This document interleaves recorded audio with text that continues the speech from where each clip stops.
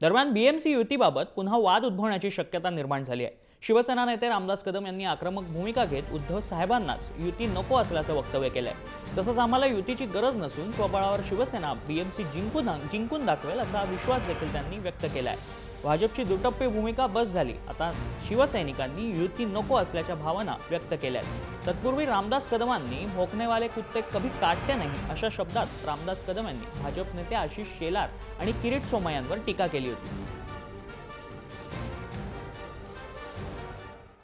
पर्यावरण मंत्री रामदास कदम आमच्यावर आहेत। भाई, युतीची तिसरी बैठक होते, तोडगा निघतो अशा पद्धतीचा फॉर्म्युला बनतोय। तोडगा निघतो की नाही मला माहिती नाही, पण शिवसैनिकांची भूमिका स्पष्ट आहे, माझी भूमिका स्पष्ट आहे आणि मी उद्धव साहेबांना विनंती करून सांगणार आहे की साहेब आता हे थांबवा।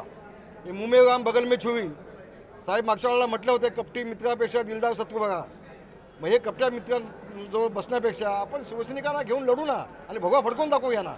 25 वर्ष आपलं बोट पकडून जे मोठे झालेत तेच आज थेट मातोश्रीवरती आरोप करतायत, म्हणजे चोगाच्या उलट्या बोंबा असं जे चाललंय त्यांना थेट उत्तर महानगरपालिकेवरती भगवा फडकून दाखवू ना आपण। युती तोडली तर पूर्ण तुटावी अशा पद्धतीची शिवसैनिक कशी पण तुटू देत, पूर्ण उभी आडवी कशी सगळं मला मान्य आहे। आता राज्यातल्या सत्तेमध्ये पण तुम्ही आहात, ती युती बघा उद्धव साहेब सक्षम आहेत निर्णय घ्यायला, जो निर्णय घेतला तो आम्हाला मान्यच आहे ना, अडचण कसली आहे। मुख्यमंत्री सकारात्मक आहे, प्रदेशाध्यक्ष रावसाहेब दानवे मग सकारात्मक रावसाहेब दानवे सकारात्मक आहेत, मग कुठली भूमिका आहे त्यांचं तोंड बंद करता येत नाही त्यांना।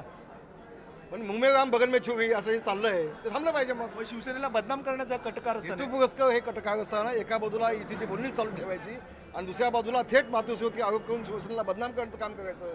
20 वर्ष तुम्ही देखील उपमहापौर तुमचा आहे मुंबई महानगरपालिकेमध्ये, मग त्या उपमहापौर काय नुसता जेवण खात होता का? त्यांचं काम काय मग तेव्हा आज भ्रष्टाचारामध्ये सगळ्यात मोठ्या प्रमाणामध्ये भाजपच्या मंत्र्यांची नावं घेतली जात आहेत, आरोप केले जात आहेत। न्यायाधीश स्वतः भाजपच्या आमदाराला भ्रष्टाचार केला म्हणून घरी बसवत आहेत। बलात्कार केला म्हणून मिरा रोडचा भाजपचा नगरसेवक काल जेलमध्ये गेलाय। जे बलात्कार तुम्हीच करायचे, भ्रष्टाचार तुम्ही करायचा, न्यायालयाने तुमच्यावर ठपका ठेवायचा, विधानसभेमध्ये तुमच्यावरती 11 मंत्र्यावरती आरोप करायचे आणि भ्रष्टाचार तुम्ही शिवसेनेला म्हणून बदनाम करायचा प्रयत्न करत असाल तर जनता दुधखुळी नाही। युती पूर्णपणे तुटली तर पुन्हा अधोट असे असते का? युती तुटली राज्यातली काय ते ठरवतील ना उद्धव साहेब।